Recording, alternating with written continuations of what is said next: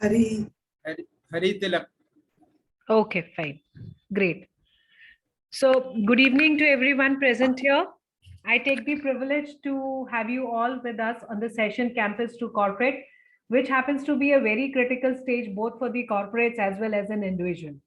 As an individual, as a professional, when you just pass out your degrees, you really want to understand what the corporate is.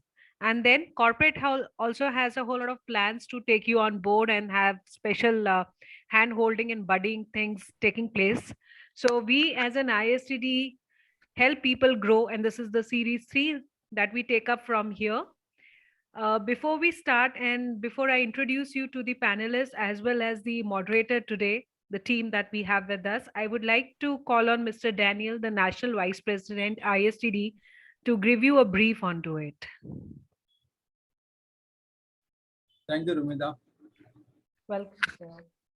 Good morning, good afternoon, and good evening, as we have participants from all part of the world.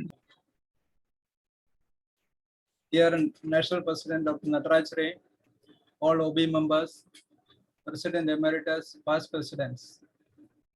Today's panelists, Professor Dr. Preeti S. Raut, Director and Head HR, Somaya Institute of Management under Somaya Vidyavihaar University, Mumbai.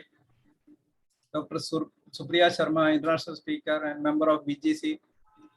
Sri Samir Nagarajan, Global President, Human Resources, Cadila Pharmaceuticals. Moderator, Dr. Anita Madhav, Managing Director of Open Space Consulting in Mumbai. Event Coordinator, Ms. Remida Sangwan, Secretary, ISTD Gurgaon Chapter. NC members, ISTD members, and all other participants.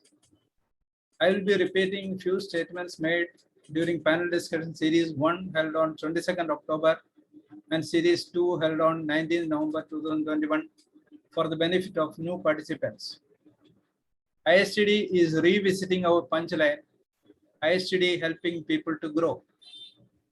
ISTD is organizing various programs for the enrichment of the members and the society at large. All the programs are of a relevant theme and useful for all generations. ISTD is having both academic institutions and corporates as our institutional members. Hence, it becomes our prime responsibility to act as a bridge between institutions and corporate for better connectivity and output. We have learned from experience that most of the students who passed with engineering or MBA are not getting placement because they are not compatible with industry or corporate requirements. Hence, ISTD has decided to help academic institutions and corporates by designing and implementing customized training capsule of 30 to 50 hours duration. For a detailed study of the situation, we would like to conduct a series of panel discussion started on 22nd October involving experts from management institutes and engineering colleges and industries to solve with ISTD.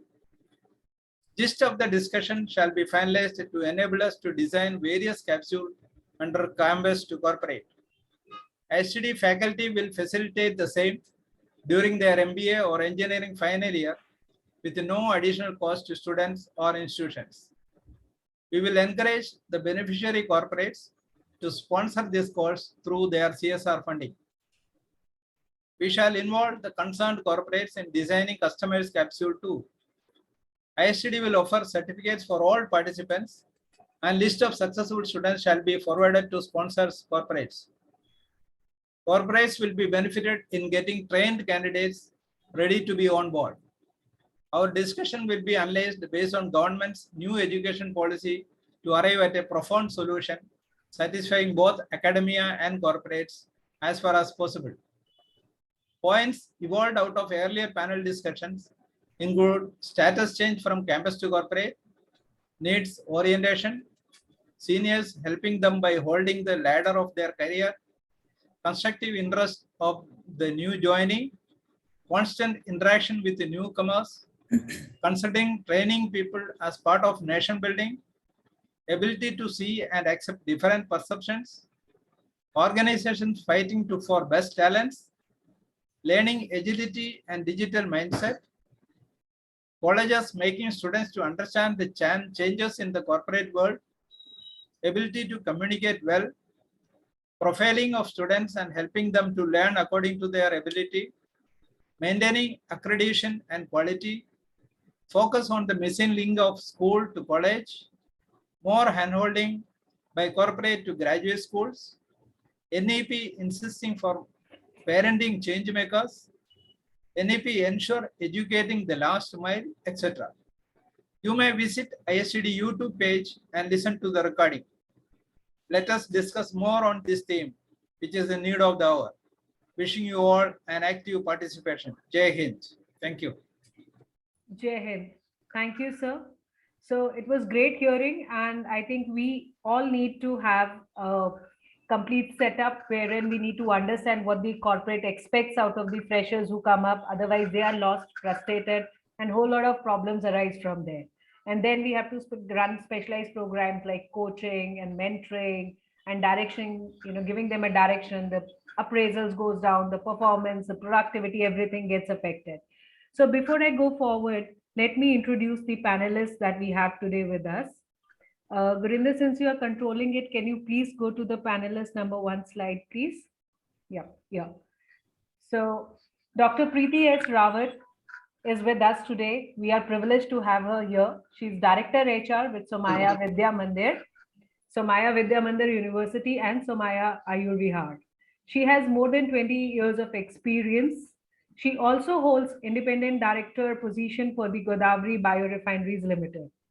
Not only this, she is also an editor-in-chief for the Management Journal, which is a business perspective and research journal, which the university, kind of publishes up and takes it up forward. She's a certified behavioral and executive coach, assessor for Workplace Big 5 Profile 3.0 TM. Also has done from a renowned organization a basic course on behavioral science, which is ISAP. She expertise in transactional analysis, which automatically says a behavior analysis depth, inspirational leadership. That means she set examples by herself and also promotes people so that they can take it forward. She also does a whole lot of organizational restructuring for the increase and the benefit of the performance of an organization and aligning it to the objectives. She has worked in past with Reliance, Power Grid, Technova, Bhabha Atomic Research Center, and many such renowned organizations. Going forward, she's not stopped here. She has authored a book, Workplace Empowerment, a study, and has also co-authored Thriving on Innovative Behavior at Workplace, Selective Incivility, Trust, and General Well-Being, a study of women at workplace, Employee Reactiveness and Inclusive Leadership, a time to manage emotional diversity, which is again a big challenge. She has won many national and international level awards. Since I had to compile it on one-pager slide, have been able to capture only few of her articles that have been published. She has really done a lot more here. So can we introduce the next panelist, Gurvinder? Okay, so Dr. Supriya Sharma, she's also with us here today, and we are happy to have her here and listen to her views and insights. She's an award-winning business alchemist. She specializes in strategizing and enriching service excellence culture in the organization, which is itself a big challenge. From a diverse role, that is from an aerospace engineer to an IIM alumnus and earning a doctorate degree, she is a keynote speaker of a global repute. She has herself authored 8 books, and she works on startups, but then beautifully expressed sustainability focused startups. So, a whole lot of efforts has been, laid down to lay down the business plan of a startup, committed to thriving youth empowerment programs, convener of Business Transformation Conference, and country director of Chartered Institute of Leadership and Governance. And other than this, she keeps herself busy and fresh, regenerated by playing golf, and she's active at shooting. Great to have you here, ma'am. We also have with us Mr. Sameer Nagarajan, with 33 years of experience, currently being a global president HR with Cadila Pharmaceuticals. He specializes in strategic planning, performance management, L&D, diversity and inclusion, and much more. The past organization that he has worked with are again the organizations of repute, few to name: Unilever, Dabur, BPB, India, Johnson. Certified coach from ICF, which itself is a name. Certified MBTI facilitator, and is also doing behavioral courses from ISATs. So we are happy to have all of them here. And to take this forward discussion, we have with us none other than Dr. Anita Madhav. She is a director, Open Space Consulting. Hi, ma'am. So, yeah, hi. So she does a whole lot of thing on the health, sensitization also. She's a global professional, a people person, and an integrative health coach. She comes with 37 years of experience and has transformed her to coach. When I look at the profiles with say 20 plus years of experience, I am highly inspired to see a way to go ahead. She assists human to live a vibrant and energetic life. I mean, cool. That's really nice. Because if you're vibrant, energetic, you're innovative, and you can reach heights. She addresses the physical, emotional, and spiritual aspects of the personality, is internationally certified from the Institute of Integrative Nutrition USA, a gold level certified into HR domain from SHRM SCP. This is another thing that has come up. She is an insightful tarot card reader, different aspects altogether, and is well traveled and is a good amateur photographer. Welcome to you, ma'am, all on board. So before we start the discussion here, I would like to please invite and call upon stage Mr. Natraj Ray, because he has to leave shortly from the panel. So can you have you here, sir? Yeah, good evening, ma'am. Yeah. I'm hearing.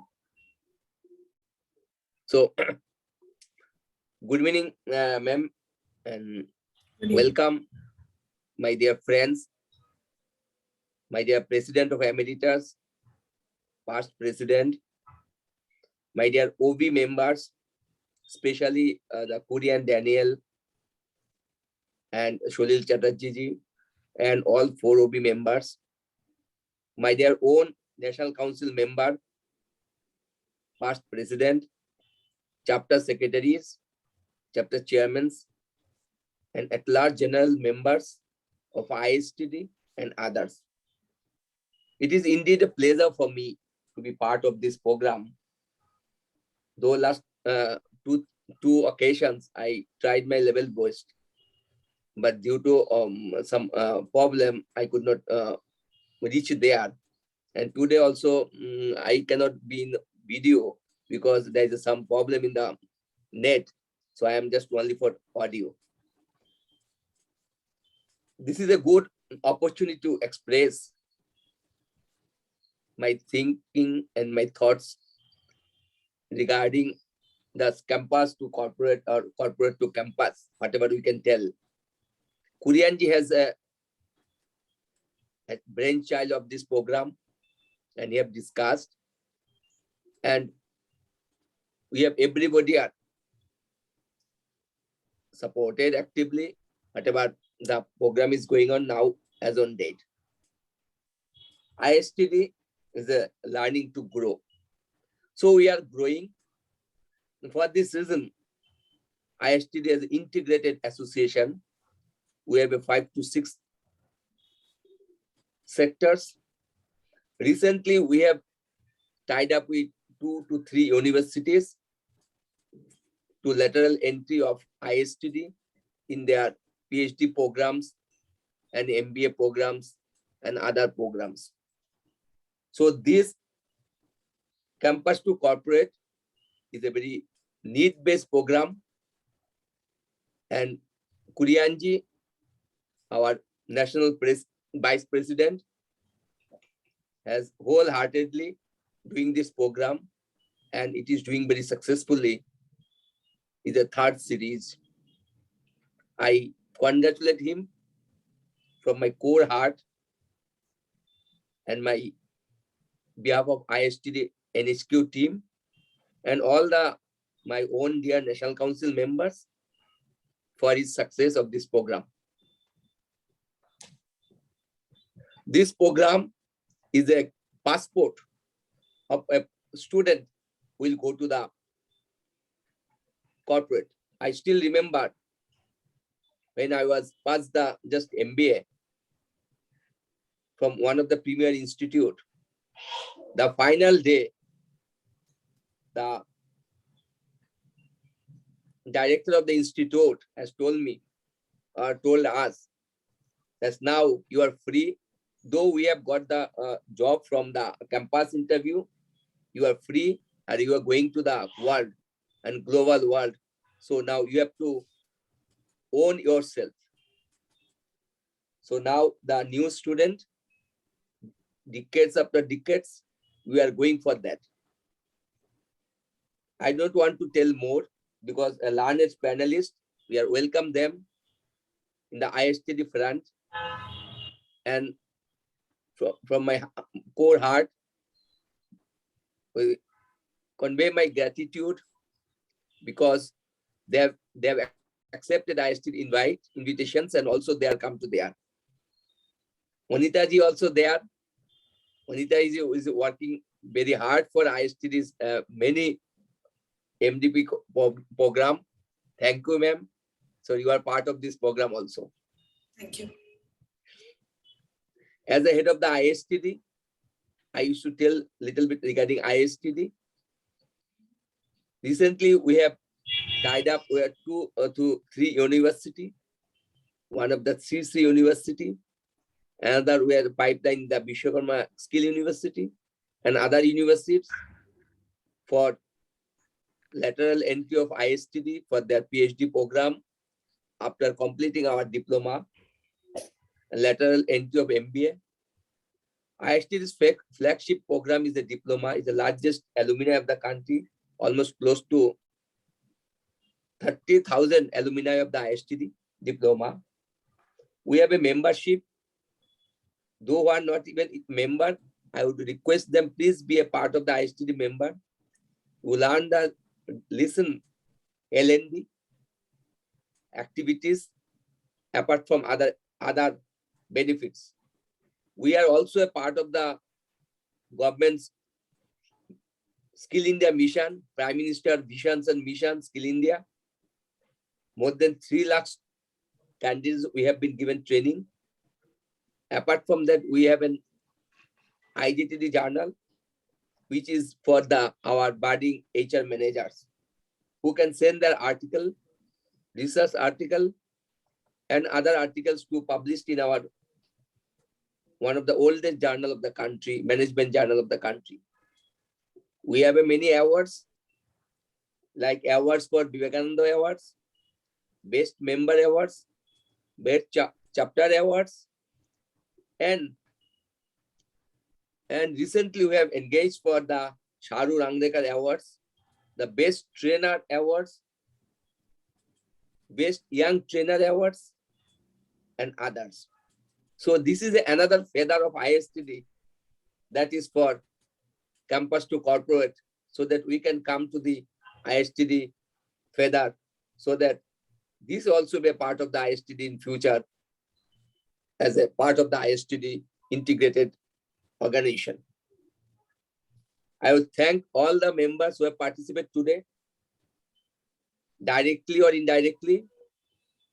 I have thanked all the NC members and others who have participated today, and especially for Kuri and Daniel for this program, last 2 series, and it's the 3rd series for the successful one.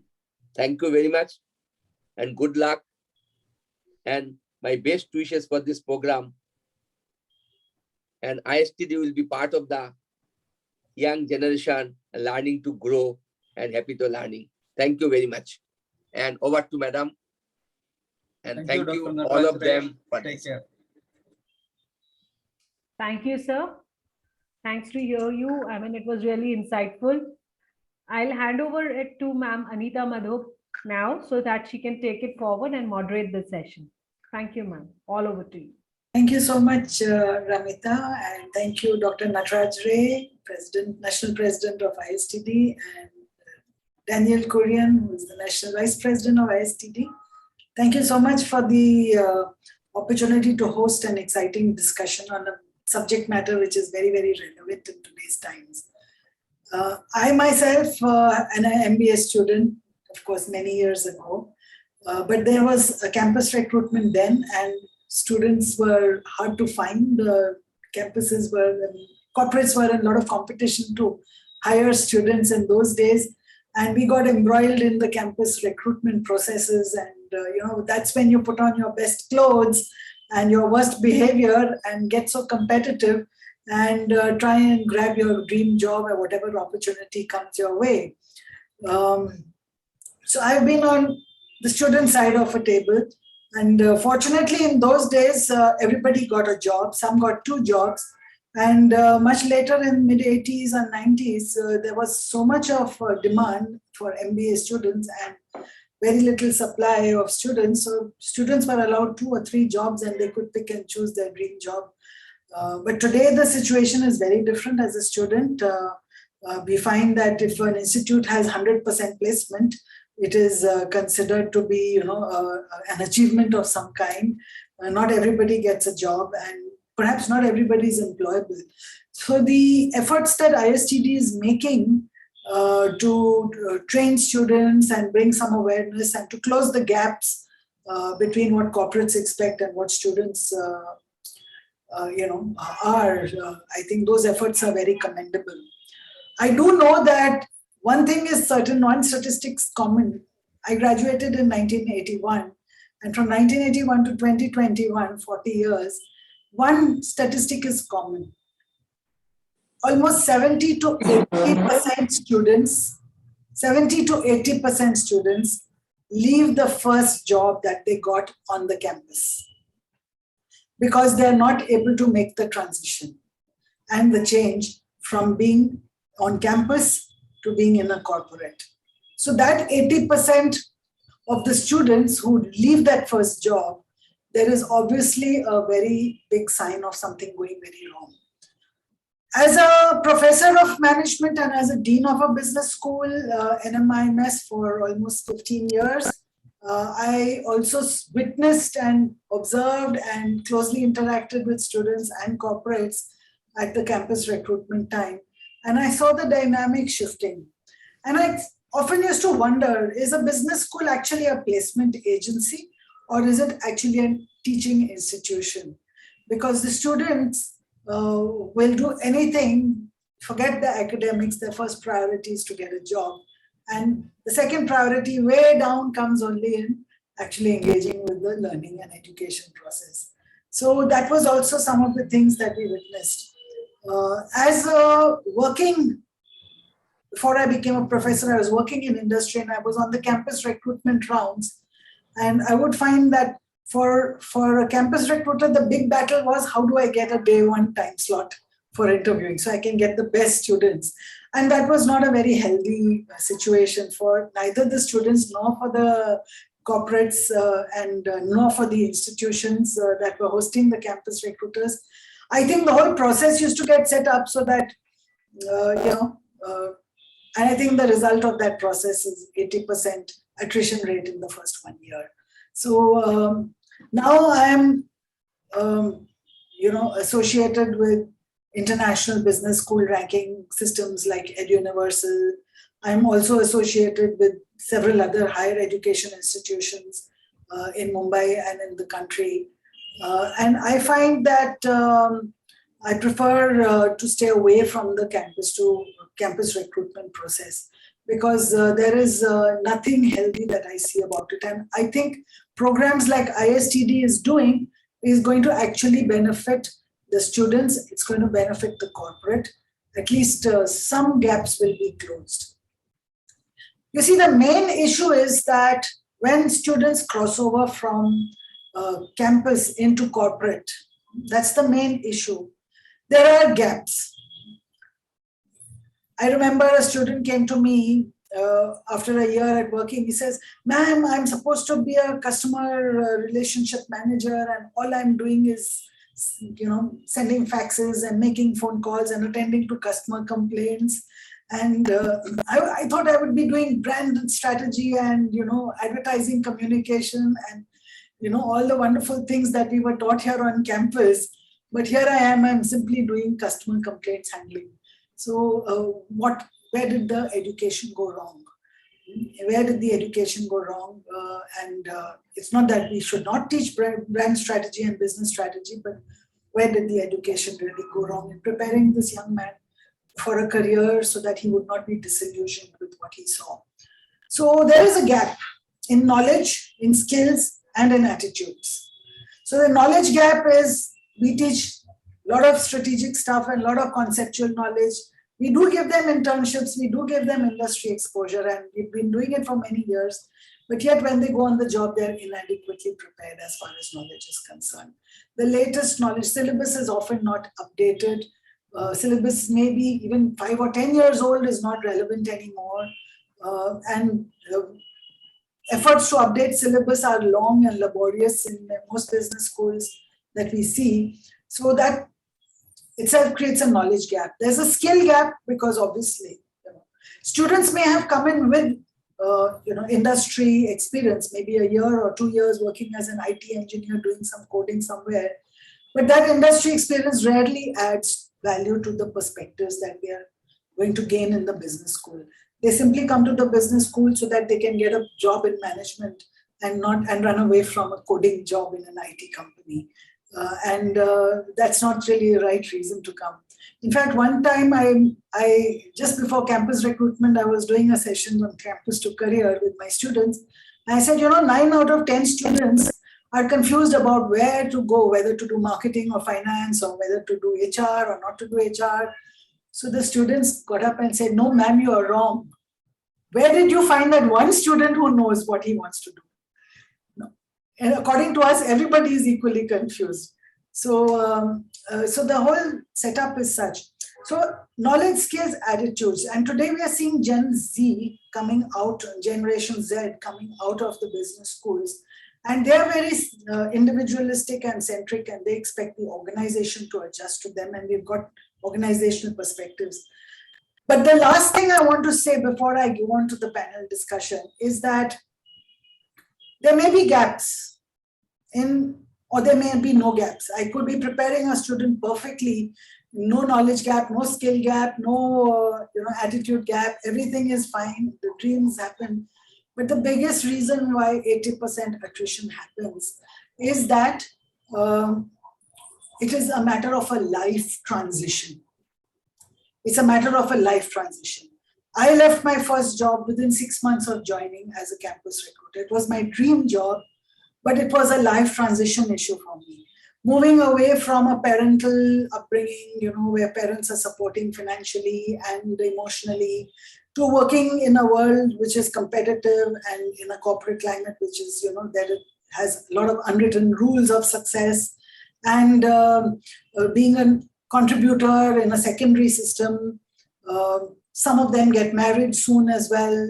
Now, of course, marriageable age is much lower and much higher, but many of them moving from primary systems into secondary systems is the biggest challenge, that life transition from being a student to being a contributor, from grihastha ashram to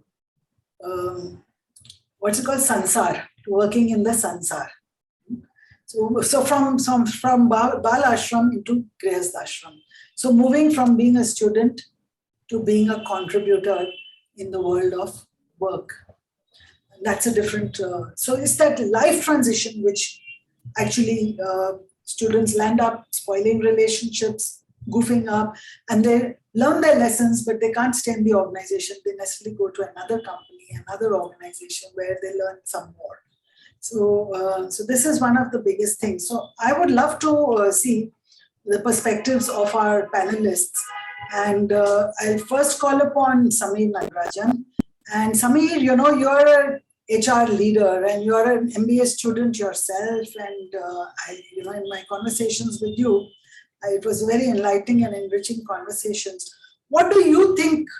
What do you think is the gap between output of higher education institutions and expectations of organizations?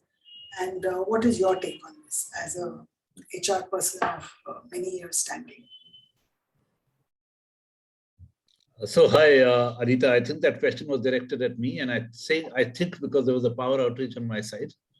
So I'm reconfirming. I was out of the call for the last 15 or 20 seconds. So did you ask me the question? If so, please repeat it. Yes.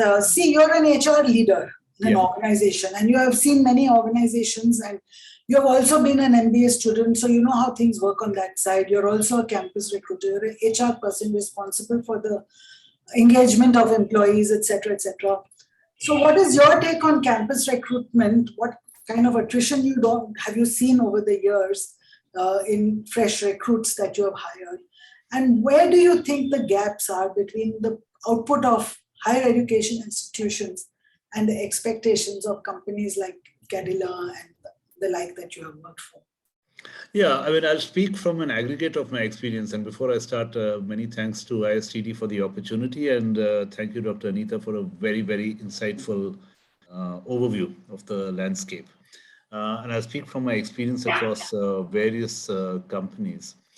I think the point that you made about life transitions, I think that is an important and a big one. And I think it has something to do with the Indian educational system, where we tend to complete our academics at one shot. So I was a student for the first 22 years of my life, or that's what I thought at least. I was formally designated a student. And then I was not student anymore, I was professional, trying to be professional, at least at the initial stages. And it takes some time to realize, I think, that learning is lifelong. And therefore, at one level, I think the entire question, the biggest question that I used to encounter then was more about learning how to learn. What really is the transition that you make to a corporate? I think from an academic point of view, yes, you're right. I think the more internships you have, the more exposure you have, the more projects you do, the better it is. And it kind of at least familiarizes you with some of the hard expectations of an organization. I think in terms of getting real about timelines, getting real about commitments, getting real about deliverables, those are things that you encounter much, much more sharply in the corporate world than you do, I think, as a student. I mean, you might just about begin to encounter it in your at a postgraduate level, but earlier to that, I think it's really something that people are very, very soft in their engagement about. The second of the two or three big paradoxes I talk about is the big picture versus the details. So, like you said, your younger student, your colleague who says that I thought I'd be doing brand strategy, and what I find myself doing is making telephone calls and designing form letters. So, seeing the connection between what you do and the big picture, because I think somewhere we end up creating this impression that you've done an MBA from a premier institute, and therefore you're going to come in and design strategy for me. And when you look back on it, it sounds a little strange. I mean, we hire every year, but we don't change strategies every year. It would be a strange strategy that would change every 6 months or every 12 months or so. And that to me is the first of the polarities. It's the big picture versus the detail, and doing the detail well, because when you join a corporate, it is to a large extent about doing your own job well before you start saying, before you start talking in terms of this is the contribution that I can make to strategy and this is how I can get things done. The second big polarity that strikes me, and yes, I'm fond of behavioral sciences like I think a lot of us on this call are, is this whole thing about soft skills and capabilities. It's I think the fallacy assumption that often gets promoted, which is that if you're good at your job, you must rise. That might hold true up to a particular extent, but right from the early days onwards, there is a lot built in and invested into how you socialize, how you interact with people, how well you integrate as a member of the team. And I think the paradox is that you have to be visible as an individual contributor, but at the same time, fit in well into the team that you're a part of and socialize and, prove yourself to be a valuable contributing member of the team. And that's often a soft expectation, a very soft expectation in terms of the social dynamics of the organization. The third that I think is, and this is something that organizations grapple with, as you rightly pointed out, you refer to Gen Z. I think generational expectations are changing. I think around the time, and I can take the liberty of saying, I think that you and I graduated from the same institute a few years apart. But I think, and it's interesting to see how it's changed. I think we, or our seniors as well, and our batches as well, we're looking more for security, stability, the long term. So I do have a significant number of my batchmates who are the third job, fourth job for career at the most, and doing very well in the places that they're in, and very, very satisfied. And their expectations around career growth, security, recognition, a very distant kind of set that operated there. If you asked us clearly, when I was looking for a job, did I think very much about, does this company exist for the greater social good, and does it integrate into the environment? How environmentally conscious are they? How socially responsible are they? It didn't strike me very much then, frankly. I mean, those were issues that I got closer to and warmed up to as I kept working, because they struck me as important. But I think one of the good things I see is that generationally we're now at a space where we see people engaging very closely with topics of this sort. We're a pharmaceuticals company, and I think therefore there is a certain inbuilt advantage in the product mix and the product set as well, in terms of what we do and how we fit into society at large. But there's a lot more interest around spaces of this sort, and a lot more individualism as well in terms of tell me about my career, tell me how I'm going to grow, tell me how I'm going to develop in this organization, what kind of learning am I going to get, and how is it going to benefit me in the longer term. And the assumption that you will contribute to the organization is therefore something that the other person takes for granted. And I think I see these as the big transitions that people need to resolve, and where organizations need to, I think, have a special role to play in terms of helping people make this transition. I think we're all learning to get better at it, because the classical model of the organization, of course, is that the organization exists to serve a customer need. And traditionally, and especially in older organizations, the assumption has always been that an employee is there because I have a strategy, I have a customer need that I'm fulfilling, I'm delivering something to my customers, and my organization enables me to do it. That's the classical model of structure following strategy and so on. So the notion that employee needs, and therefore that, you've satisfied employees make satisfied customers and consumers, and that employee needs need to be recognized and acted upon, is, I think, to be quite honest, is relatively speaking a new notion, especially if you talk about companies that have been in existence for 50, 70 plus years. You're really talking about something that's entered the landscape in the last 10 years or so. And so therefore, from an organizational perspective, on the one hand, there's a challenge of attracting and retaining the right kind of people while serving customer needs and while flexing the organization to meet those needs and enabling individuals to make those transitions as well. So exciting time, I think, but multiple paradoxes and polarities that we need to resolve, my sense. Amazing, amazing. And there's no straight answers anywhere. There's no straight answers. So let's see the voice of youth. I would love to call on Supriya as our speaker, because she's closer to the generation that's generationally closer to the young students of today. And she's also a consultant and also a leadership expert.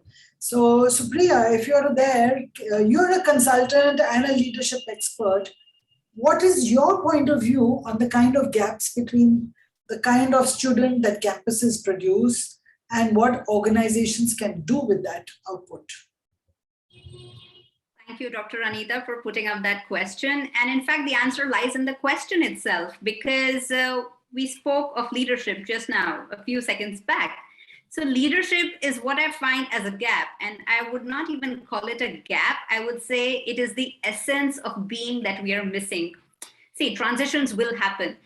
You are a child at the age of 5 years, you grow up to 15, to 25, to 35, 45, etc., etc. So it's like growing. Similarly, you pass out of a college, you'll land up in a job, or you'll start a business. So it's automatic. Transition happens.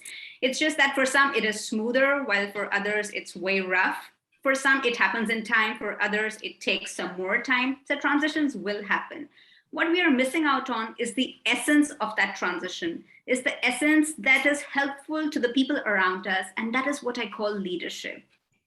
Leadership being the quality, or rather being the lifestyle of having a positive impact on those who are around us.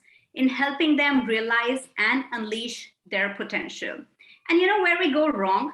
We think that, okay, now the student is in college, or probably they landed up in their first job, and now is the time to develop leadership skills. And that is where we go down the drain. It is something that begins at home. It is something that we need to inculcate in our children as we nurture them with other things and with other attributes. It's about starting at a very tender age. And I strongly believe in this, and that's why I had come up with a different kind of book, which is different from the normal business books that I write. And this is what it looks like. So it's called Fabulous Leadership. It borrows stories from Panchtantra and Aesop's fables and brings out the leadership lessons from those stories.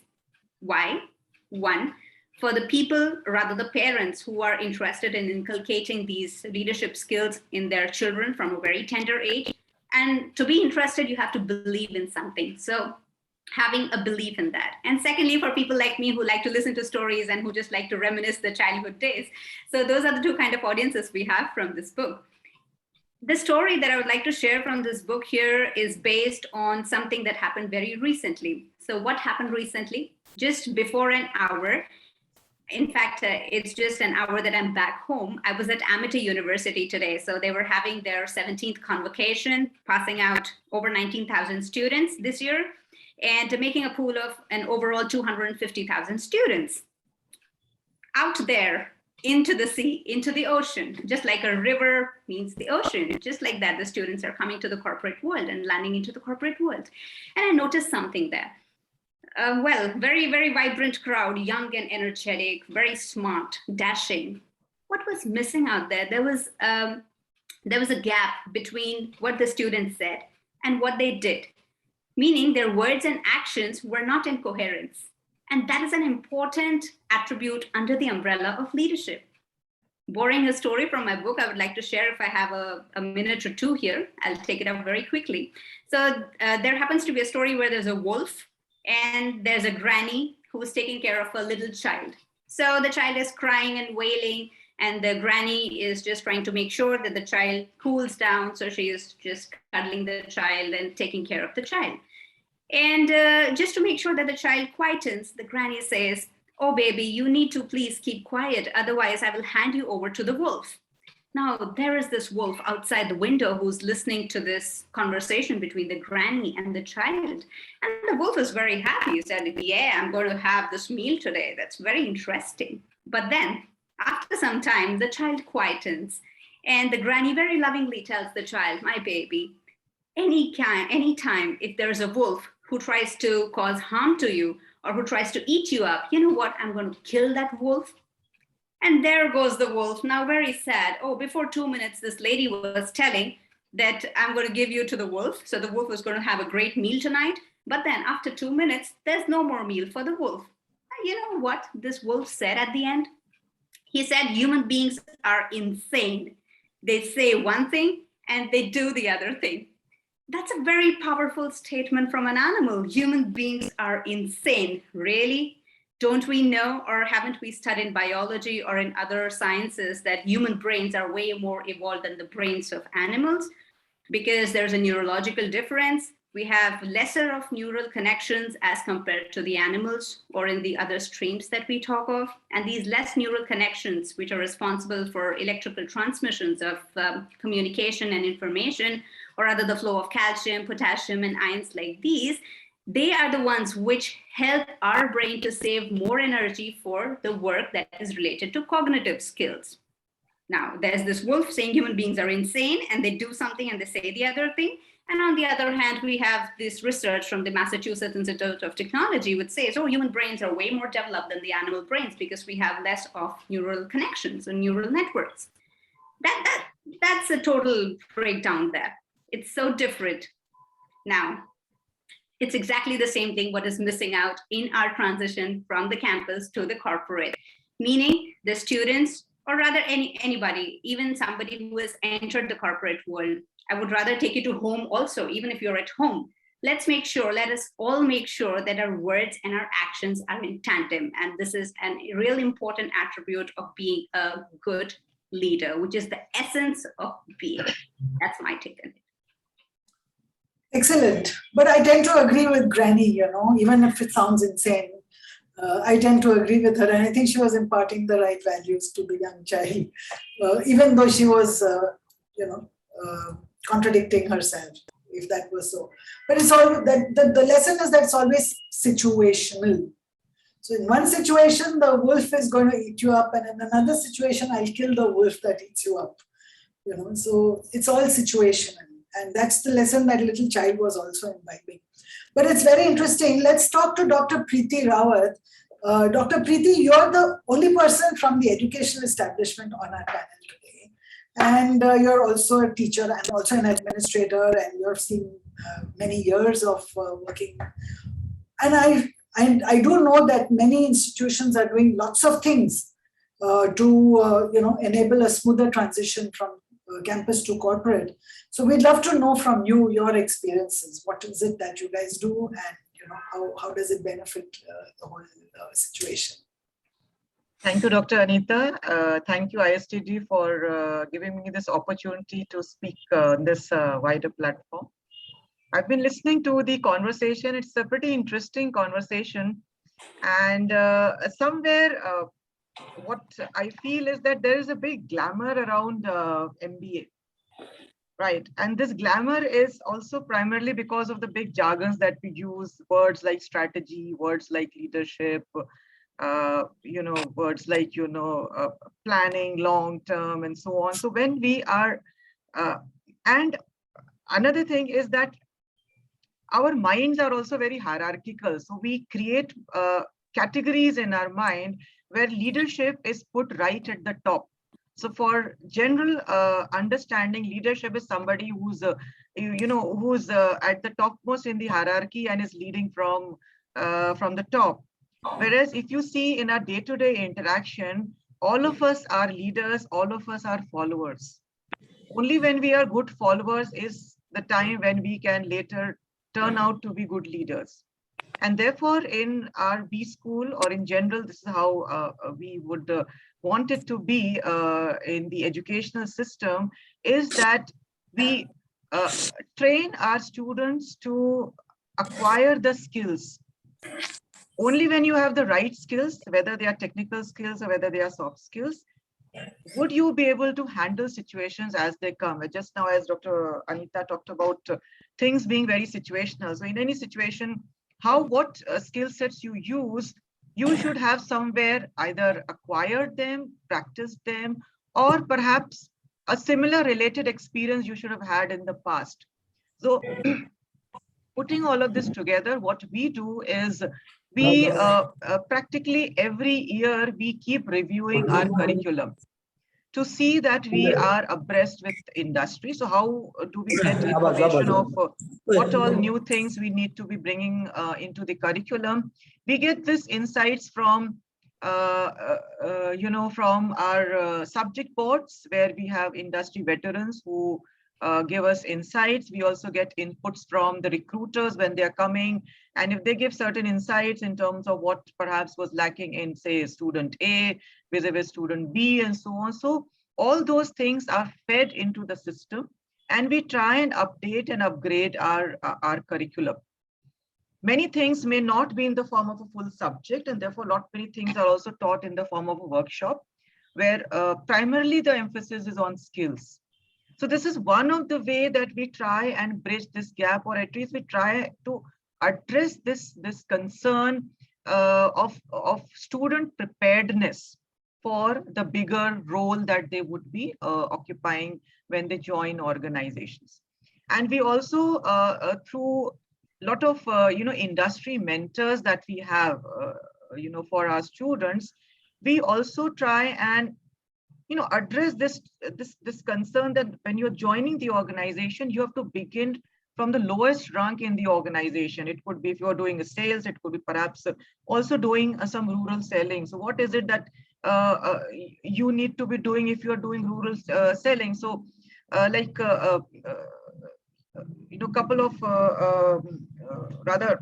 to be precise, say about a year back, we also took our students for a rural immersion to understand what the rural life is like, what for them you know, earning 500 rupees daily means, or say 200 rupees daily means, how they are going to, you know, use that money to taking care of their family. And in that, what is it, if you are, you know, selling a product in the rural market, do they have the buying capacity? And that is where, say, sachets come as very handy.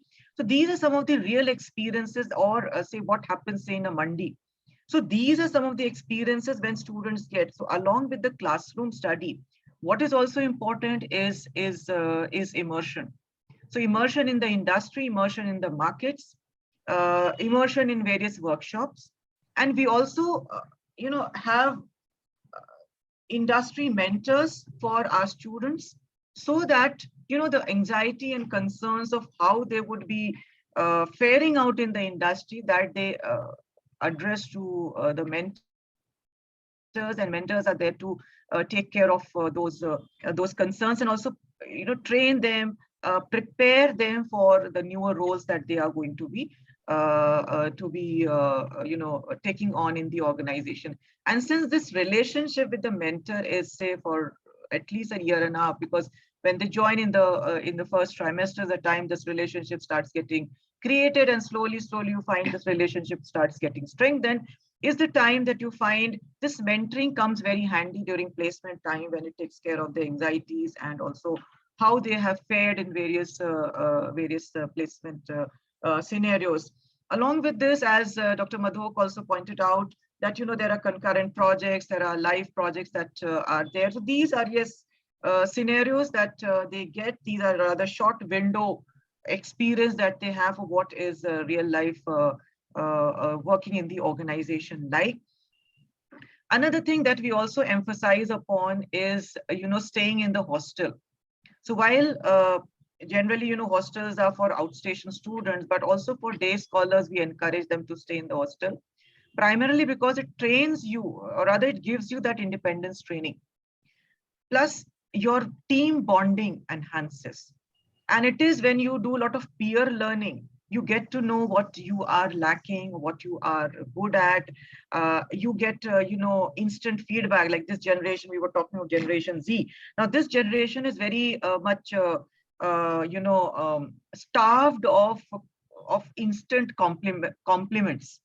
Just as instant gratification for things that they want, there is also a need for instant compliments. So, you know, thumbs up here, thumbs up there, you know, awesome, and all the, you know, the various, you know, WhatsApp language that we have. So this is something that you find it instills that kind of a confidence in students. So a lot of peer learning happens. And also, you know, they also get a safe environment amongst their peers to learn from their mistakes. All right, so peer learning is something which again helps them in grooming for this role that they would be taking on in lives. And another thing that I would also want to emphasize upon is, you know, when you have a mix of students with who are straight out of college, which means straight out of their graduation, now they are doing an MBA. Along with them, you have students who have, say, 2+ or 3+ years of experience. You find that there is a lot of learning that the freshers get from the ones with experience. And again, there is a lot of bonding. So you will find, you know, buddies get created automatically amongst them, where they help each other. And it is through the lens of the buddy that you find they see the organization, and they also prepare themselves. We also formally also have various practice sessions in terms of how to appear for an interview, soft skills like communication skills. It's like, if you have, say, just 10 minutes, how do you prepare and present yourself? You have just 5 minutes. What are those you know, or rather how you should tweak your language so that within limited time you're able to talk the most essential part. So those are some of the other things that you find we are also focusing upon, and it has in a long way you know, helped students and the industry in bridging this gap. So while the pace at which the industry is transforming is humongous. But yes, these schools are also not far behind in trying to match up that pace, in giving that kind of skill sets to the students, so that the gap is narrowed. And at times you will also have a set of students that yes, the industry is also very happy to get. And it is these students that which encourage these industry to come year after year to the same B school for picking up students. So again, the picture is not that bleak, but yes, we need to be focusing on this issue of that how do we stay abreast to match the industry needs in terms of education that is concerned. Wow, that was a huge perspective, and everything made so much sense, and everything is so much required and so much needed, And before we go into the second round of questions, I would like to ask the audience to post any questions on the chat window right now, or you mark your questions to our moderator, Ramita Singh, our coordinator, Ramita Singh. And at the end of the second round of questions, we'll take up any questions that you may have. So I was amazed at the way, Dr. Preeti, you talked about how business schools are adapting themselves and flexing themselves to meet the industry changes that are, the pace of change is accelerating, but institutes are not far behind. There's real-time change happening in institutes as well. And the kind of initiatives you talked about in immersions and skill building and exposures and mentors were all part of the ways in which institutions can prepare better their students better for the transition to happen. So let's talk about what happens on the other side, at the corporate side, and I'm addressing Sameer Nagarajan now. And Sameer, we talked about Gen Z and how the pace of change is accelerating and how business schools are molding themselves to catch up with the pace of change. What do you think, needs to also change in the way in which, fresh campus hires are onboarded in organizations? What are things that work and what are things that don't work? Where should organizations adapt themselves to the new generation? Where should they not? Or what is your point of view on this? So thanks for that, Anita. I think there's quite a lot of work that organizations need to do, and I think quite a lot of work that organizations are doing as well. So I'm again going to draw on a composite of experiences in various companies, plus what some of my what we share with some of our colleagues and counterparts in different companies. I think the first thing to recognize is that, and while Dr. Preeti made a very, very articulate presentation on what's happening in the academics front, which is very heartening. I think a lot of it is really, really very good stuff. I think the fact is a lot of innovation happens in corporates, and it happens primarily from people who are very, very intelligent, very articulate, and very confident in their own organizational context. So to give you an example, the amount of emphasis being placed on digital in the last 18 months, almost directly as an outcome of the pandemic, is huge. And therefore, and that's just one example. Every year, every 2 years, every context has its own examples of how this works. And so, for example, for a marketing person, how do you bring can I request everyone to go on mute? Thanks. So how do you request a young marketing person, or how do you get a young marketing person to understand more about what you're doing in the space of digital, while at the same time, you're trying to use the same digital format to induct someone and to train someone from an HR perspective. And that's just one example of multiple applications, and then it spreads across the board. There are different ways in which I think corporates are beginning to do it, which is in terms of grappling with a lot of these questions, a lot of which are real time and cutting edge. So what replaces the cooler conversation and induction is something that I'm very, very fond of challenging myself on, because a lot of what we learned a lot of what I learned when I joined a corporate was simply by hanging out with people. And, at the lunch table, in the evenings, in the mornings, you chat a bit, and you would then learn some of the softer issues in an organization. How does that happen now? It's a little difficult to imagine someone having an informal, personal conversation on Zoom, at least for me. But it seems to be a little, it seems that that's a challenge, and that's something that we need to work through. We found a lot of emphasis on buddy systems, on mentoring systems.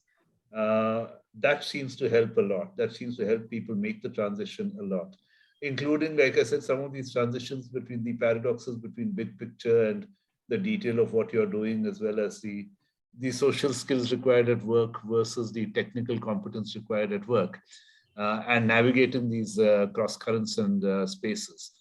I think there's a lot more access to information. There's a lot more access to what is available to the history of organizations and what's available in the overall organizational genetics, if you like. And that's something that we're becoming more conscious of across the board, and trying to make sure people clue into that quickly and start getting on board and start getting real time as fast as they can. The next thing is also, I think, conversations across generations in the workforce. And when I say generations, I mean both the organizational hierarchy as well as literally different generations in the workplace. And I think the more you get people talking to each other, the more you surface the differences in priorities, the differences in aspirations. That makes the entire situation more real for everyone involved. And especially at a time like this, I think I can't overemphasize the need to get out, talk to consumers, talk to customers, in a pharmaceuticals context, understand what a doctor goes through, understand what a patient goes through, get into rural India. That's where a lot of the action is right now. And the reality is that we increasingly have a lot more hires and intakes who've been born and brought up in urban India, and whose experiences of rural India are simply what you do on a holiday, or if at all, or what you see from a car or a plane when you're traveling from one place to the next. And I think making that entire experience come real in terms of this is the context that we operate in, and this is the context that you need to understand. The sooner you equip people with that knowledge and with that awareness, they're able to cope much, much better. I think attrition is a marker, but engagement is also a marker. And I think getting savvy in terms of measuring engagement. So, not doing, let's say, the once in a year a formal engagement survey and sitting with the results, but doing something more real time, doing something more frequent, combining the use of technology with the use of personal contact and personal connections. I know I've listed out a whole lot of things, Yes. but all of this finally comes together to make the organization come real for a person. Yes. And you need to operate on different fronts at the same time. Absolutely. So it's like it's a very complex situation. You have to manage the battle on many fronts, and you have to get people together on many fronts, and ensure the smooth transition of the student on campus to the career in corporates. Absolutely. It includes field work in rural markets. It includes some degree of adapting to the organization, digital onboarding. I don't know, this time it's been a year and a half since the pandemic. So maybe, the next generation that's going to come out, is going to be completely, online learners, and without having any human contact. You've been interviewed online, you've been hired online, you've been onboarded online, and you haven't had any human contact, and you really didn't experience. It would be interesting to see what kind of engagement levels that kind of onboarding actually will produce in the coming year. Yeah, and I think if I could just add on for a minute, I think it's strange, but in a sense, if you read a lot as I do, Alvin Toffler really spoke of this in the late 70s and early 80s, and he said we're increasingly moving towards a society that's going to be both high tech and high touch. Yes. And even while we were engaging with his work at that time, you couldn't have imagined it would come true in such a dramatic kind of way. So the future shock actually happened. Actually, totally. Future shock actually happened the way it was. Happened, and it continues to happen. Faster, deeper. And when you look at Gen Alpha, I've got grandchildren, you look at their mental makeup is completely different ballgame It's very much different from the Gen Z that you see now, and I'm wondering what kind of workers they will make when they get into the world of work and productivity and stuff like that. So great. So Priya, you have done so much of anecdotal work, with the stories from Aesop's fables and Panchtantra and lessons on leadership and and the grandmother story. It was an amazing anecdote, amazing simile and metaphor.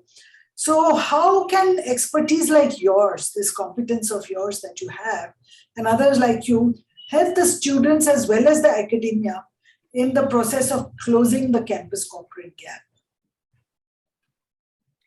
That was a brilliantly put scenario, and I would like to answer it in one line. If it was to be answered in one line, I would say keeping things real. Now, what do I mean by that? Keeping things real. There's something really funny that happens in the corporate world. So the organizations, most of them are looking for those lionized kind of leaders. We are all looking for the next Steve Jobs who can take our organization to the next level. And then there's this joke that circulates on LinkedIn, which very popularly everybody must have seen. There's a cartoon, there's an interviewer and there's an interviewee. And the question is, how many years of experience do you have?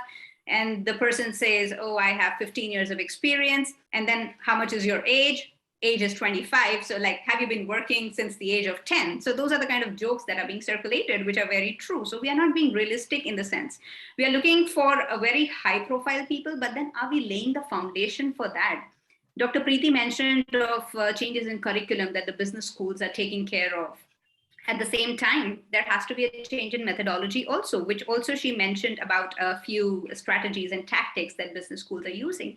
And here I would like to quote my personal experience having studied at IIM and then having done my MBA from the University of Iowa in the United States. So here in India, we are more of an individualistic approach. I'm not saying that this is the case. It is changing and we are transitioning. However, it's more of an individualistic approach, but then outside, we see it's more of a collective thing. That is where I learned I'm only as good as my team. I might be an A+ player, but then if I have a D player in my team, I'm only as good as D. I'm no better than that. And they make sure that they include in their methodologies that they make a student like me realize that I might be an A+, but I'm only a D if I have a member who is a D. So that is the kind of methodology that I'm talking, something that is really experiential, something that brings about that realization in the student when the person is on campus before they actually move out into the corporate and see things for real. At the same time, there's this fancy thing everybody is talking about these days, inclusion and diversity sounds great, but are we actually doing it? Again, quoting my experience from my MBA in both the places, in India, we had students of very similar profile, similar age group, similar profile, similar kind of work experience. And going abroad I was at the age of 28. And then in the same batch, I had somebody who was at the age of 42 and was taking a sabbatical from the position of vice president at a multinational company and doing his MBA. So that was the kind of diversity we were talking about. So I got to learn so much. Here we are saying that, okay, we're having inclusion and diversity and we're just making sure that we are including more of women. See, diversity is not just about gender. It's about your race, age, ethnicity, your number of years of experience you've had, your nationality. It's so much. So at times that we are having in B schools, I see a lot of B schools in India also now having international students. At the same time, let's make sure that we are able to bring that diverse environment and that chain of thought, that diverse chain of thought in the corporate world also. And lastly, I would like to talk about this open culture syndrome again, which is again, sounds great, sounds fancy, great. But then most of the organizations have again mistaken with that. So open culture is not just about having a weekend cocktail where you have people from all across the organization, right? From the baby boomers to the Gen Z or the millennials, whatever you call them, and having a camaraderie or sharing the drinks. It's way more than that. It's about empowering our employees. It's about having flatter organizations. It's about having that coaching culture. We talk of mentoring, we talk of having a buddy system, but are we actually coaching our peers or our team members? So those are the three things I would like to quote here. And in one line, it would be keeping things real. So it doesn't matter if you're in A grade, you're only as good as the D grader in your team. But I do hope that, people like Leena Nair, who's now CEO at Chanel, and Satya Nadella, and some of the other greats that India has produced, I hope they were A graders at least, to keep that, continuously alive. And I wonder what kind of grades they actually got. But yes, you're absolutely right. There's lots of sense in what you just said, especially the inclusivity piece. India is still very insular, as in we have all Indian students. We get a few foreign students once in a while, but that's not sufficient quantity. And we are all similar age groups, and we are all from similar mindsets. So the diversity, meaning of diversity in India and meaning of diversity outside of India is very different. So good. So Dr. Preeti Rawat, I am really, a lot of these roads are leading to the business school, and, things that Samir has said and things that, Supriya has also said. I still know that for a fact that so many students still are unable to make the change and the adjustment. And despite everything that gets done. I'm going to club my question with a question from the audience. Dr. Mehul Thakkar has asked a question also. He says, what is your opinion regarding having a stringent placement policy to be implemented in the right spirit in toto on the part of any business school to ensure consistent recruitment year on year? So is a better placement policy a solution for the campus to corporate divide? And if so, then what needs to be done about that? And if not, then what else can we do? So there are two questions. So one is related to placement, and the earlier question was with reference to what was the first question? Sorry. I don't seem to have it in my chat box. Perhaps it's in your direct message. No. This placement, stringent placement. This is what you are asking. There should we have a need very to create placement policies so that we create a better, smoother transition from campus. And Dr. Mehul has talked about it as a stringent placement, but I'm just saying, how do we need to tweak that process? Generally, placement is always a support assistance that is provided. But often it is taken as, a kind of culmination of a B school education. So once you join a B school, you have to be, placed, and that's how the education ends. But generally, if you see it world over also, placement assistance is provided. It does not say that it has to be. But still, seeing the Indian scenario, we find that a lot of emphasis is given, and placement is, or rather the statistics from the placement data last year or year before, you find is always circulated amongst the prospective candidates to show that what is the highest, what is the average and median placement and so on. So all of that is done, right? So, so when we are talking of, a role that a placement department plays in the student's life, what I have seen is that placement department also takes pains in doing this, or rather helping in bridging this gap. Yeah. So they right from the time that student joins, you find that they would put them to if the communication skills are weak, and generally what is seen is that a lot of students from a technical background, they can speak in bullets.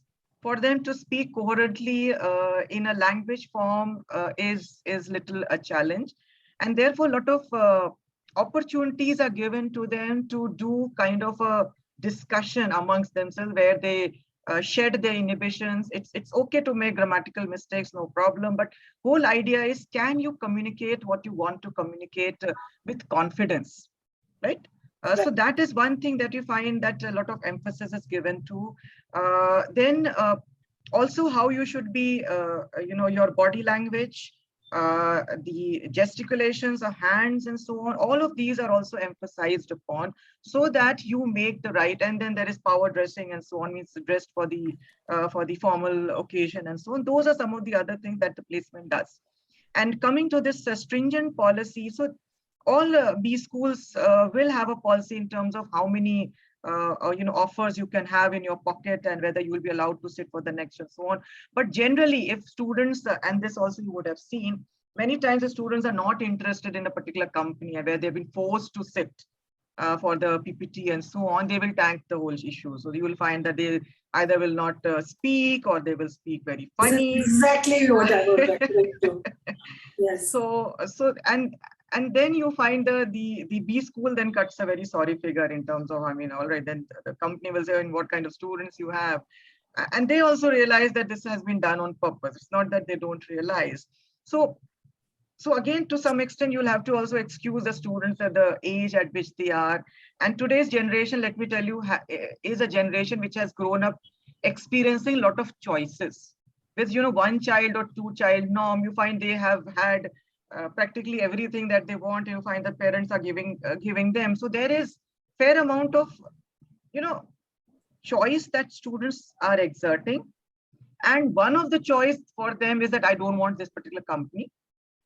Right. And if they're supposing they've been forced to join that company, otherwise you will be, you know, thrown out of placement or something of that kind, then you'll find that they are the ones who will quit the company the moment they get an opportunity. So a more stringent placement policy does not solve this problem. Yes. What is important is understand what the student wants. Exactly. Right. So make a better match. So that you are able to play. For example, like in engineering, you would have seen, you know, mass recruiters coming, and, you know, you'll have, you know, 75, 100 students being placed for a particular company where primarily their job is going to be coding, irrespective of which stream of engineering that they would have done. So those kind of strategies, if the B school follows, then definitely this attrition, the moment they join organization, is going to be high. So what is important is empathy towards students. What do they want?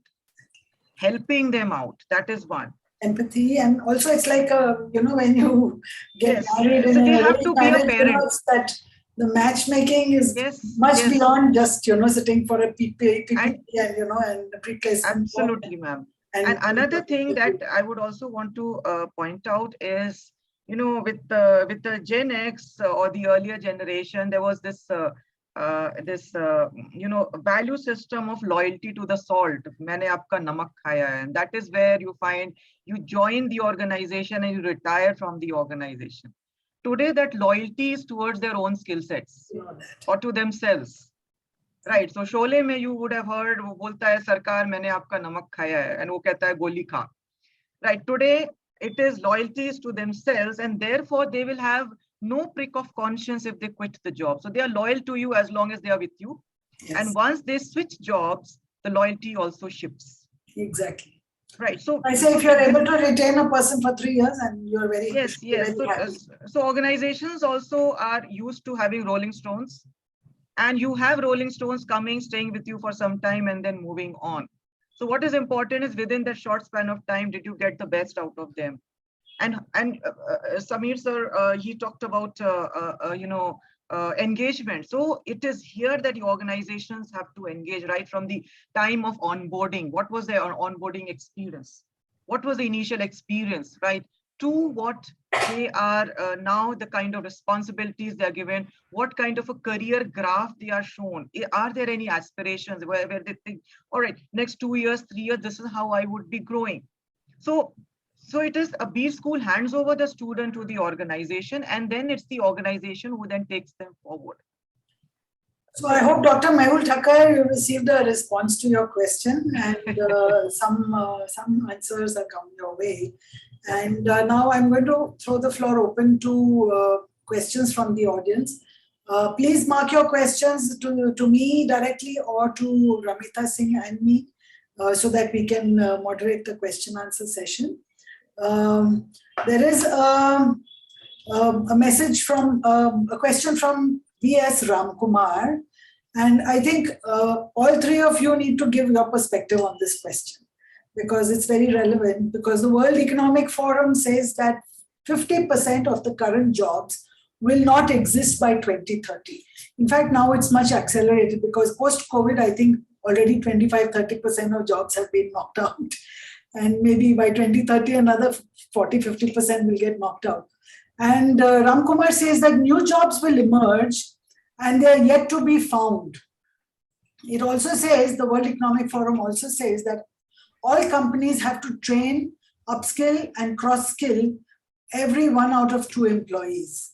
In this situation, both from the student's point of view, from a trainer like Supriya Sharma's point of view, and from corporate like Sameer's point of view, what are the types of skills that you need to inculcate in your students, in what would you like to see, and your employees? So anyone can start to answer up this question, then we'll move it forward to get the full perspective on this question. I think what I would say is definitely behavioral skills is something in terms of negotiation, in terms of decision making, in terms of and why I'm saying decision making, negotiation, and also technical skills, because the world is moving the route of automation. So somewhere integrating what you are doing from whichever discipline you are to the technology, that integration, that marrying has to be understood, learned as a skill. That is definitely one thing that that I would want to add on. Another thing, another trend is the gig working. And today, a lot of employees don't want to be just attached to one organization. Yeah. They would want to be taking on projects from multiple organizations, and based on their skills that they would be delivering those things to multiple organizations. So again, the whole concept of data privacy and so on, again, has to be re-looked into in a very different manner. Those are other future things that one has to be talking about. So for me, behavioral skills is something definitely you need to be focusing on, and yes, and marrying it with the technical part. Sameer, what's your take on new skills that are emerging and emergent, or even latent, have not yet emerged? I'll take it down to the level of capabilities. I think learning how to learn. Exactly. That hits the nail on the head. Understand how you learn, and therefore have the independence, have the curiosity to generate new experiences for yourself. That also calls for a lot of courage, because you need to acknowledge that you don't know. Let's face it, the stuff that I learned on campus 33 years back, none of it do I apply today. Absolutely. But the learning, the soft learning in terms of how you learn, how you dig out new experiences, how you reflect on what happened in those days, on your formative years, what did you get out of it, even from the bad experience, the so-called bad experiences, the ones that you didn't like so much. What is it that you understood, and how did you understand that? And then how do you keep applying that in every new situation that you're in, whether by chance or by design or whatever? And then how do you keep generating those new experiences for yourself? Exactly. Is really at the level of capability, that's where it lies. Now, whether you apply that in technology, whether you apply that in behavior, in people, in marketing, consumers, whatever, yes. So therefore, you do need to keep pace with the technical changes, there were the technological changes that have happened in your own discipline. But if it's not underlaid by this, for what I call this mix of curiosity and learning how to learn, it doesn't work. Exactly. You hit the nail on the head, Sameer. That was a brilliant reply and very relevant. So Priya, what's your take on the new skills or emergent skills that are needed? I would like to really appreciate the person who brought in this perspective, because yes, the fear is real in a way. And again, I would like to share a very brief story from a client of mine in Germany. So it's a timber producing company in Germany, and they were the first in Germany to introduce robots on their shop floor. And that's when their employees had this fear of, oh my God, we are going to lose out on our jobs because these robots are going to do everything. Now we won't be required going forward. And a few years down the line, what beautiful thing that happened was not even a single employee had to be laid off, and the robots and the employees were working together, and they were actually doing a better job than what either the robot could do or the human employee could do. So coming together is always beneficial. That's the crisp gist of the story. And if we come to the skills that would be required going forward, whether we call it upskilling, cross-skilling, or any kind of skilling we might call it, what's required of us is adaptability and humility. And again, I would say it comes under the umbrella of leadership. So take care of your leadership skills and you're taken care of. Amazing. That is really a wonderful one. So we need to have one skill at least, and that is how to be empowered by robots, which is something that we don't know yet. But it's definitely going to happen by 2030. How do we work with robots rather than with other human beings? A different kind of teamwork, I guess. So This is really good. Ramkumar has said very good answers from all the panelists. It's his question, so I'm raising it. And we are drawing to a close as far as the time is concerned, and I don't see any more questions over here. So I'm assuming that the audience, there is a Mayuresh Joshi who wants to make a point. Sir, you have 1 minute. Please unmute yourself. Just 1 minute to make a point that you want to make. Yeah, thank you, ma'am. Actually, a lot of discussion going on about the campus recruitments and the skills about the students, what they have currently. But we also need to see what the corporates are doing, and currently what the trend is going on in the corporates. When we talk about companies, they just want to hire an individual at a salary of, say, even a fresher at a 15, 20 or 25,000 salary, because they know that the work is going to be done by their consultants. If you talk about even, I'm giving an example of an HR field. An HR manager right now doesn't have the knowledge of a compliance, or the HR manager doesn't have the knowledge of the IR also, because in his organization all the work is being done by the consultants. The recruitment is done by the recruitment agencies. The compliances are taken care by the compliance agencies. So when these people don't have the knowledge, what knowledge are they going to pass on to the the freshers and the young generation who are coming up? And so it is really, sad to see when people are that caliber or that grade, when they come up and say, no, I don't know what is the professional tax in Maharashtra, because I just download the statement from the system and I gave it to the consultant. Or an accountant, when he says, I don't know the 3 golden rules of accountancy, a fresher even, past audit 2021, I'm just interviewing few candidates, and they don't know that the 3 golden rules of accountancy, which are the basic of thing. So all this, all in all, we also need to see what the companies and what the trend is going on in the companies of getting in consultants for various things. And this is also, the young generation feel that, I'm going to get a job very easily, because companies are going to pay me 15, 20 or 25,000, and they know that the work is going to be done by the consultancies. So they don't want to upgrade themselves. They just want to get into a company, and then okay, fine, tab agar kuch mila hoga to karenge, otherwise that kind of attitude has set into nowadays. Thank you so much. That was also a very interesting point that you made. But let me assure you one thing, that if you go to a business school and you ask the student who's about to graduate, 80% of the students will give a first preference to work in a consulting company as opposed to maybe a manufacturing or a retail organization. 80% preference for consulting companies. And yet, yes, I know business schools don't do anything to prepare students for a consulting career. That much I know, because I've been the president of Institute of Management Consultants of India, and also globally the International Council of Management Consulting Institutes. I'm teaching now consulting skills to senior managers in organizations to help them understand really what the consulting. So business schools also need to focus on teaching consulting skills to their young students. So thank you so much to all the panelists, and it's been a very interesting discussion, many insights for me as well, lots of takeaways for the audience. I'd like to hand over back to Ramita Singh, please. Thank you so much for the opportunity to have this wonderful discussion. Ramita? Yeah, thank you, ma'am, and thanks all the panelists as well as the audiences who have joined us. It was a very brilliant session. So I have been a trainer myself and a coach, as well as I was associated with the ICFI Business School as a trainer, behavioral skill, and working on campus to corporate.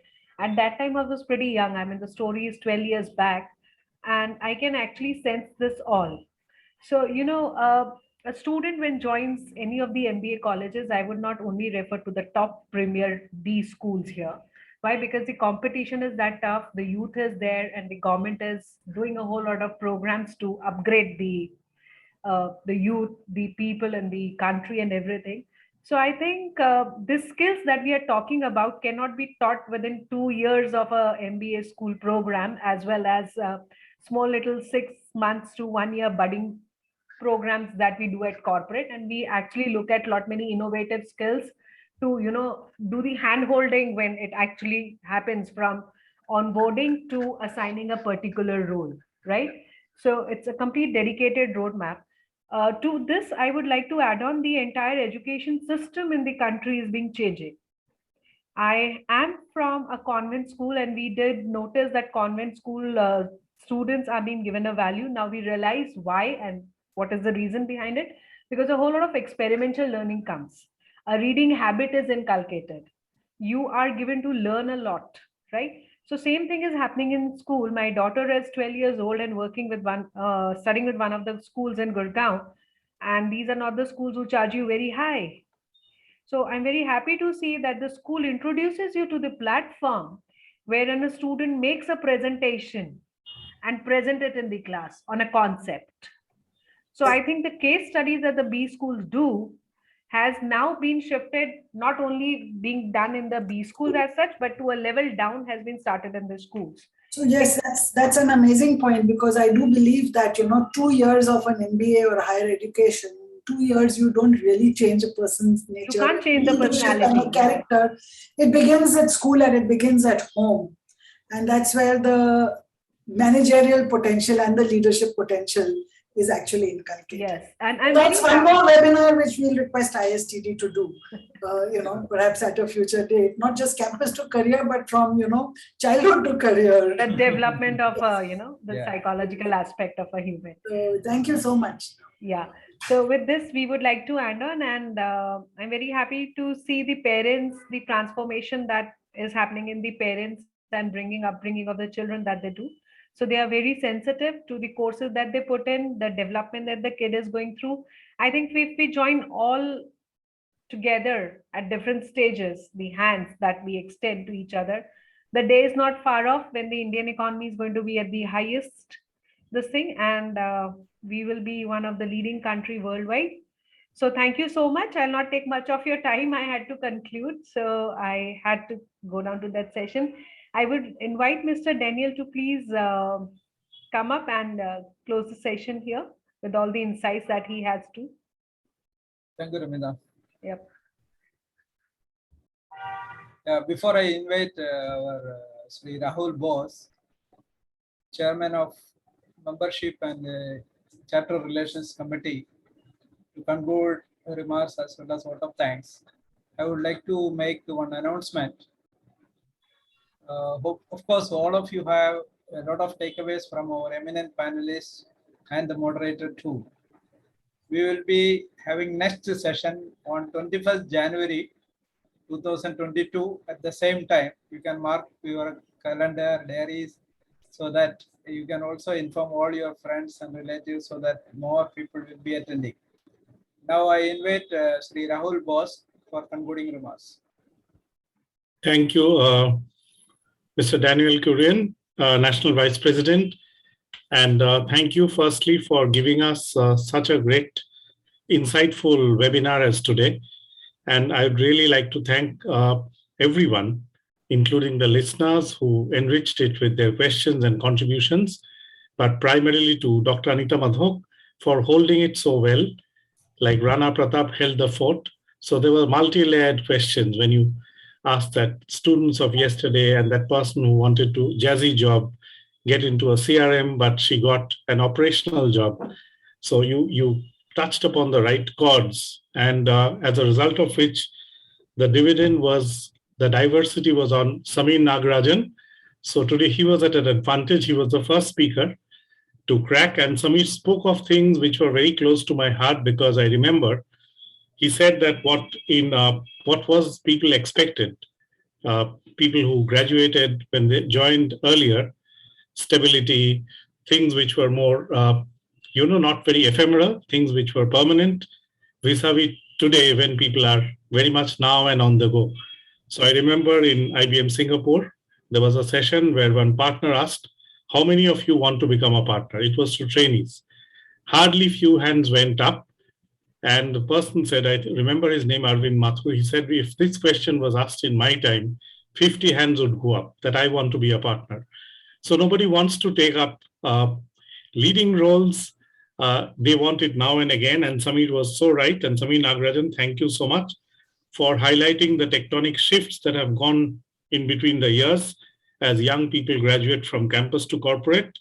Dr. Supriya Sharma, thank you so much for your book, and you give that young, zippy insight.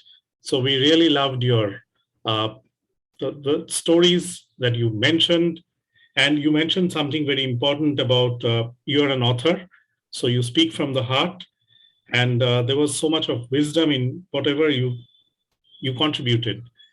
And to Dr. Preeti Rawat, again, a very pleasant way to reconnect, ma'am. If you remember, you have come here in Calcutta to pick students. Yes, very I much. was one person with you, and Yes. today I found a very different you, one conducting an exam and one delivering a webinar. And I was really very thrilled to hear you for your extremely well curated insights of how the campus is trying to scale up with the corporates, which is always so wild and frenzied. So you gave a great examples, and every talk was walked by the examples of how you scaling it up. So a lot of thanks to you, ma'am, for making Thank it you. My pleasure. And it was a pleasure again connecting after 2 years. I would end my thanks with, in fact, everyone, of course, Dr. Daniel Kurian, Dr. Ramita Singh, the secretary from Gurgaon. You lent your experiences as a tutor, as a teacher, as a coach. So I think this was one of the ISTD's finest hour, if I may shower it on Anita Madhok and Kurian Daniel, zeroing on to the people who really made it happen.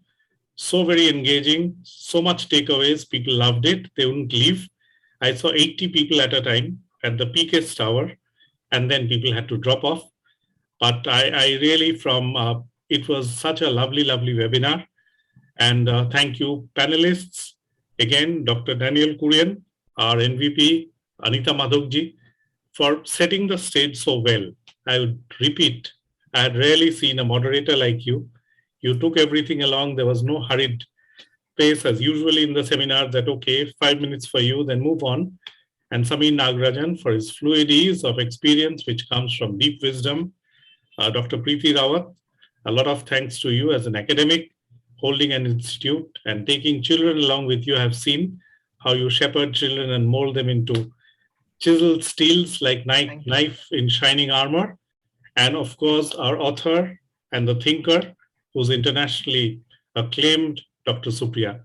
So with that, I hand it back to Kurian Daniel and all the national committee members. I can see Mr. Pani here giving me a beatific smile from Orissa, and everyone, a lot of hi and a new cheer. And we hope that the 2022, as we go on for a fortnight after this, becomes a great year, and all the gloom and doom is behind us. And a very happy new year and a Merry Christmas to all of you in advance. Thank you. Thank you all. Thank you all. Thank you very much. Good night. Thank you so much. Good night.